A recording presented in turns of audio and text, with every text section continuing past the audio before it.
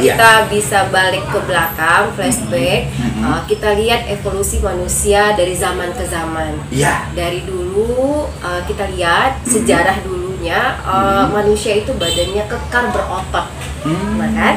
Makin kesini yang kita lihat, yang orangnya yang berotot itu sudah banyak yang berlemak. Banyak obesitas ya kan Bang? Nyindir gini. Kalau Iya. sedikit nyindir. Iya, iya.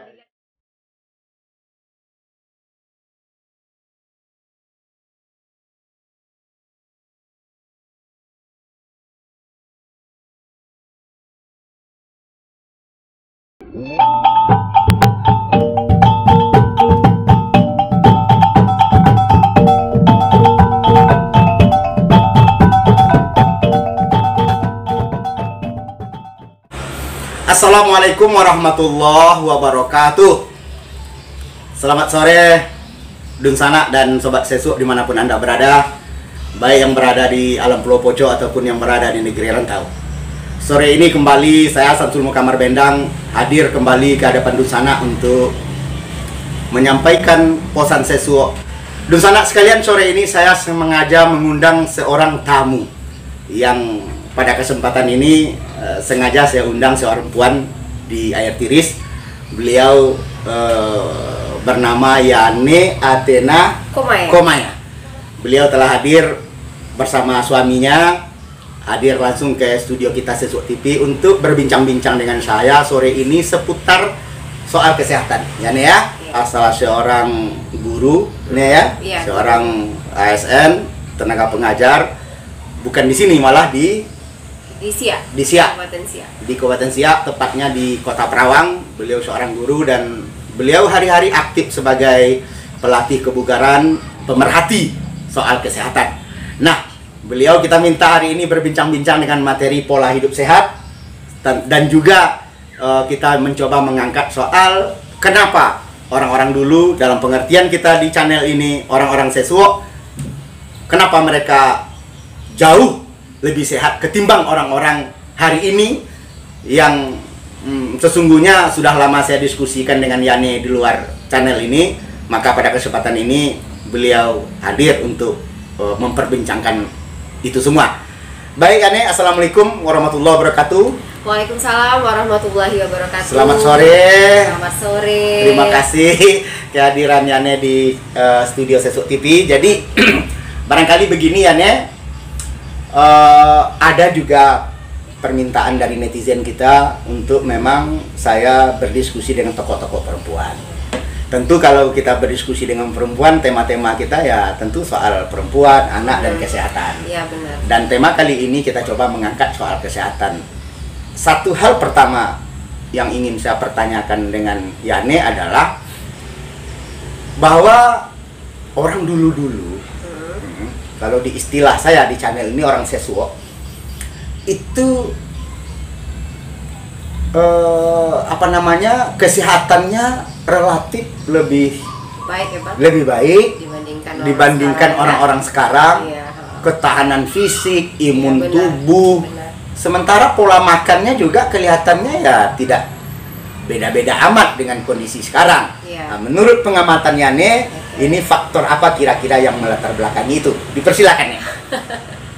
Oke, terima kasih Bang. Terima Ya. kasih sudah diundang di Sesu TV. Ya. Baik sahabat semua, sekarang Yane akan berbagi mengenai pola hidup sehat. Oke. Nah, pertanyaan Abang tadi, kenapa ya orang dulu itu tetap sehat, fit, Ya. stamina walaupun makannya banyak gitu ya Bang? Iya, walaupun makannya banyak.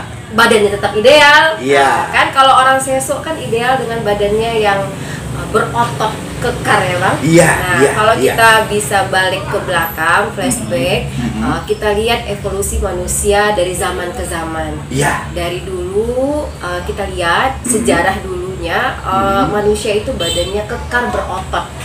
Nah, kan? Makin kesini yang kita lihat, yang orangnya yang berotot itu sudah banyak yang berlemak. Banyak obesitas ya kan Bang? Nyindir gini. Kalau Iya. sedikit gini. Iya, Kalau iya, dilihat iya. buku sejarah pasti sahabat Sesok TV bisa lihat ya. Iya. Orang zaman dulu posturnya itu kekar, berotot, Iya, iya. tapi sampai zaman sekarang yang kita lihat banyak berlemak. Nah, Iya. itu faktornya. Yang pertama adalah nutrisi dalam makanan saat ini tuh Bang sudah mulai berkurang. Nah, kira-kira Bang tahu nggak kenapa berkurang nutrisi makanan sekarang? Biar nyambung dengan pemirsa kita nih, nutrisi ini maksudnya apa nih? Nah, nutrisi itu kandungan yang ada di dalam makanan. Nah, seperti vitamin, protein, mineral, karbohidrat gitu ya Bang, serat, lemak. Iya. Nah, itu sudah mulai berkurang saat ini. Faktornya yang pertama, Abang kan mungkin tahu orang Seso itu menanam tanaman tanpa pupuk kimia. Ya kan? Orang Seso tidak mengenal yang namanya pestisida. Iya. Paling pupuknya pupuk kandang. Pupuk kandang. Belum ada yang namanya polusi udara. Belum ada pabrik, kendaraan bermotor pun tidak ada dulu ya. Belum ada limbah. Jadi tanahnya juga masih subur. Jadi lingkungannya masih sangat asri. Tanaman dulu itu seperti bayam, kangkung, pucuk ubi lah gitu ya, Bang. Segala macamnya itu tingkat nutrisinya itu masih tinggi. Vitamin mineral dasarnya itu masih sangat tinggi. Tapi saat sekarang nutrisi pada makanan itu karena dipengaruhi oleh pupuk pestisida tadi dan yang lain-lain Abang perjelas tadi, jadi kandungan nutrisinya itu sudah mulai berkurang. Malahan minus. Itu kalau dari faktor kandungan nutrisi. Makanan tumbuh-tumbuhan. Tapi tumbuh-tumbuhan. Ini zaman sekarang misalnya nih ayam ayam potong yang sudah itu dia bisa Bang lihat juga kan sudah pakai yang namanya apa tuh istilahnya itu ya, suntik yang diperbesar. Belum lagi ikan-ikan makanan ini. Makanannya sudah tidak alami tapi dari pelet. Jadi ada pengaruh itu lah. Ada pengaruh Bang. Jadi yang dimakan sekarang itu kandungan nutrisinya berkurang, yang ada itu adalah hanya untuk sekedar mengenyangkan perut. Makanya kebanyakannya itu adalah lemak. Lemak inilah yang ditumpuk-tumpuk lama-lama itu menjadi lemak tubuh, menjadi lemak perut. Nah, itu dari sisi nutrisi makanan saat ini yang itu dari sisi nutrisi. Terus yang kedua lagi Bang, zaman dulu, kalau orang mungkin bertanya, zaman dulu orang makannya banyak kok, tapi tidak ada yang gendut-gendut gitu ya Bang ya. Memang dulu kita lihat orang kemana-mana menggunakan aktivitas fisik. Walaupun makannya banyak, walaupun makan paginya nasi ya Bang, tapi aktivitas fisiknya mendukung. Ke sawah, naik gunung, turun gunung, kadae.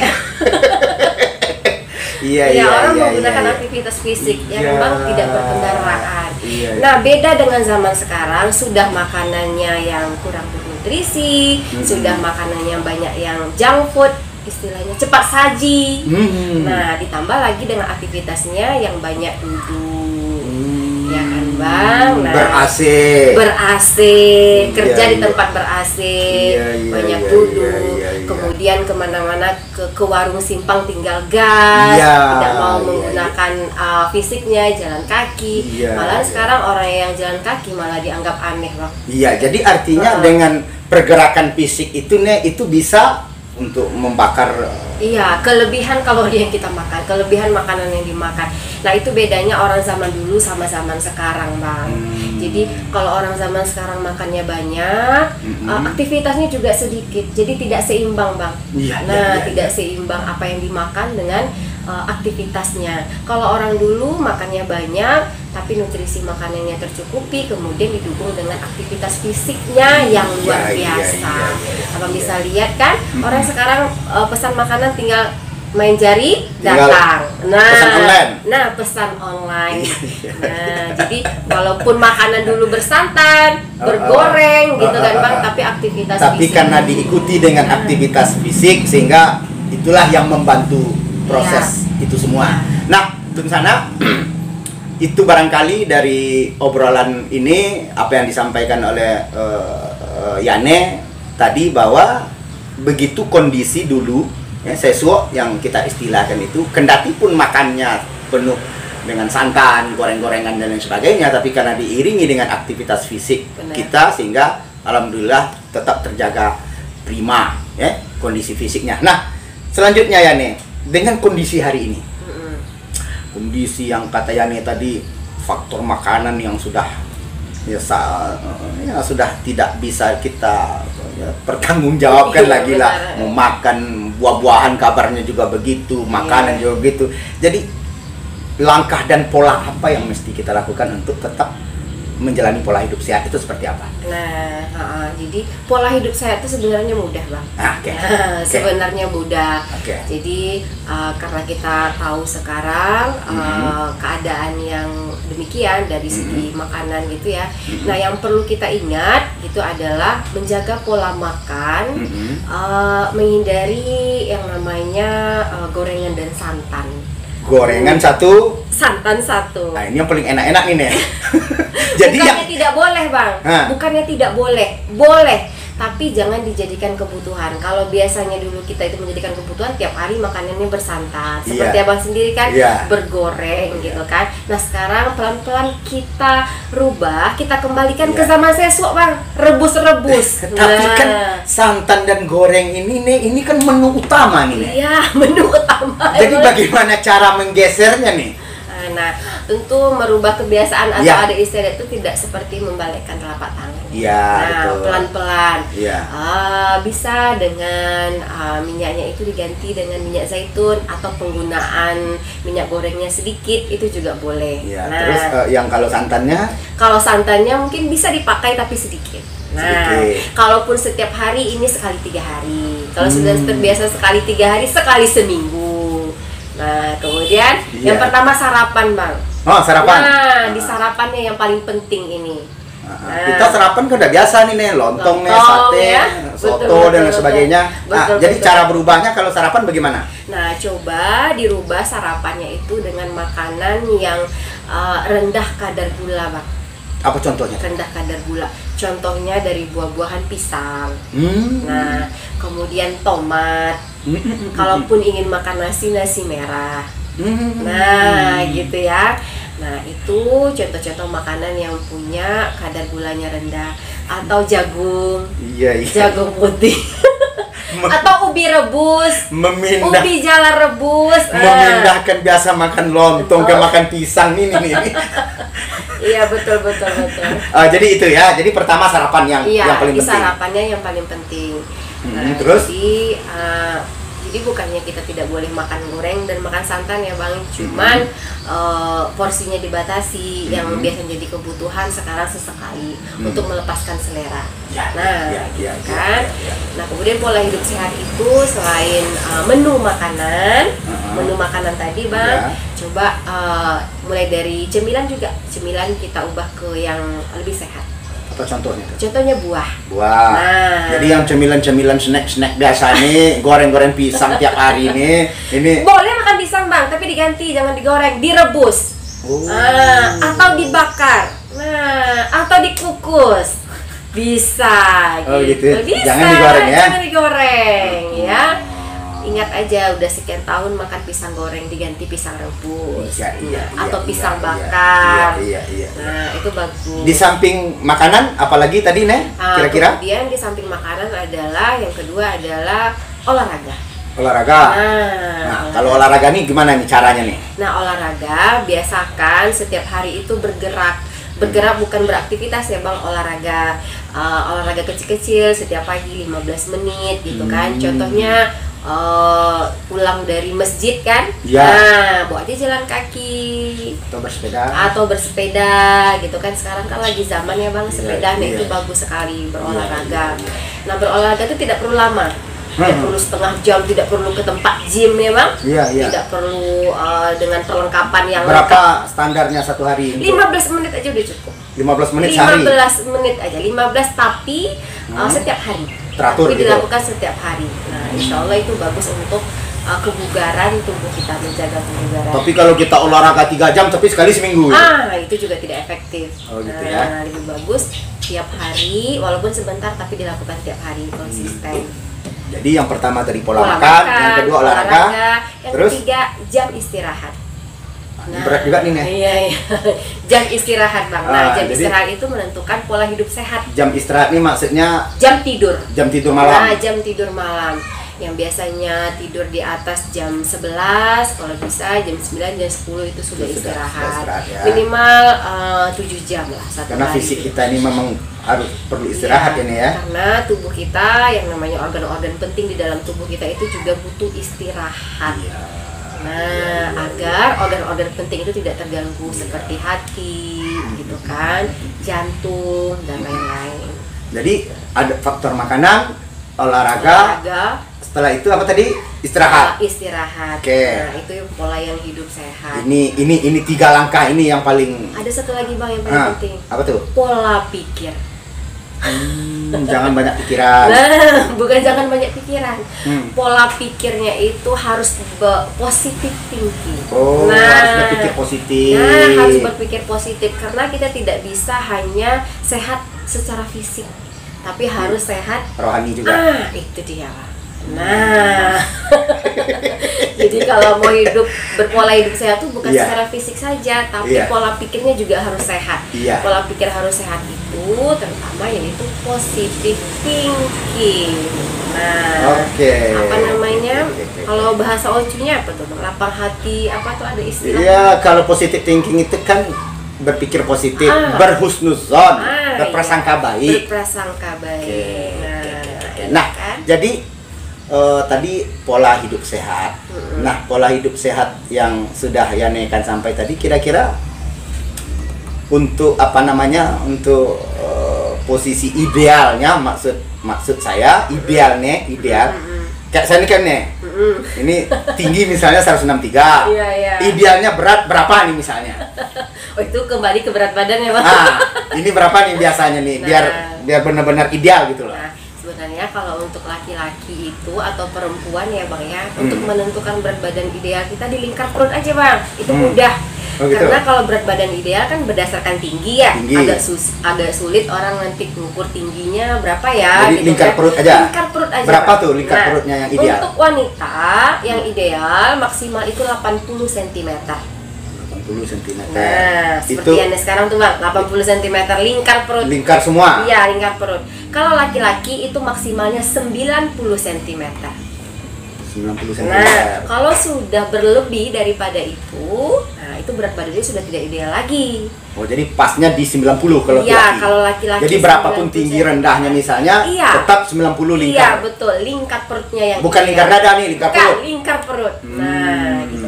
Karena di lingkar perut itulah yang menentukan dia itu sehat atau tidak, lemak perutnya sehat atau tidak. Karena kita tahu, Bang, sumber penyakit itu adalah lemak yang berasal dari mulut. Gitu.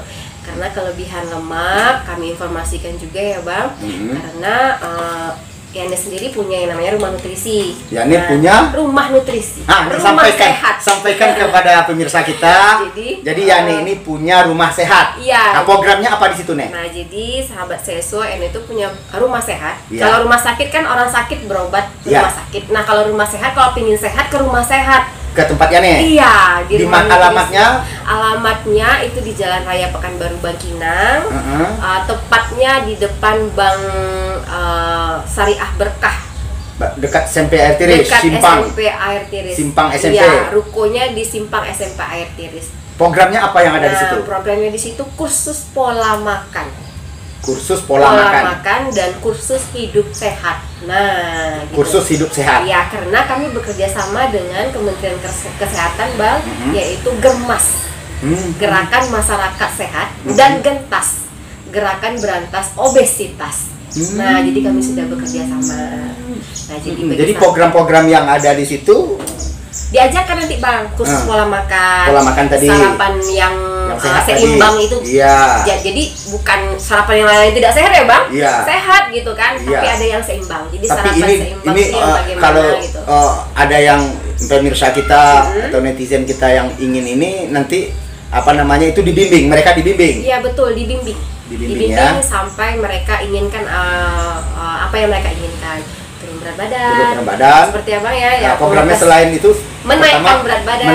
Bagi yang kurus bisa menaikkan berat badan. Bisa menaikkan berat badan. Terus menurunkan berat badan, menjaga stamina juga bisa. Menjaga stamina. Nah, iya. Oke. Jadi Dunsana perlu saya pertegas lagi bahwa Yani ini punya sanggar apa tadi? Sanggar kesehatan, rumah nutrisi. Iya, rumah sehat. Rumah sehat di mana bagi pemirsa dan netizen kita yang punya keluhan soal berat badan, yang terlalu gemuk barangkali atau yang terlalu kurus atau yang apa tadi yang menjaga stamina fisik dan lain sebagainya, itu silahkan datang langsung ke rumah nutrisi beliau dan nanti kita tampilkan nanti nomor handphone-nya di layar kita.